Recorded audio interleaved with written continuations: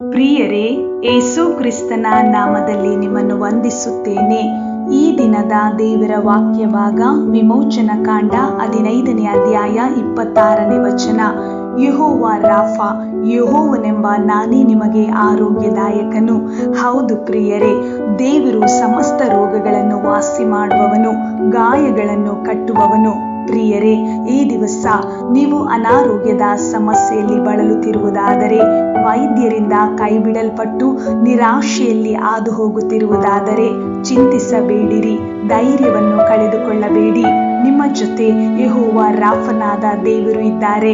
ಆತನು ನಿಮಗೆ ಸೌಖ್ಯವನ್ನು ಕೊಡುವನು. ಆತನ ವಾಸುಂಡೆಯಿಂದ ನಿಮಗೆ ಗುಣವಾಗಿದೆ. ಆರೋಗ್ಯದಾಯಕನಾದ ದೇವರು ನಿಮಗೆ ಆರೋಗ್ಯವನ್ನು ಕೊಟ್ಟು ನಡೆಸುತ್ತಾರೆ. ದೇವರು ಈ ವಾಕ್ಯದ ಮೂಲಕ ನಿಮ್ಮನ್ನು ಆಶೀರ್ವಾದಿಸಲಿ. ಆಮೇನ್.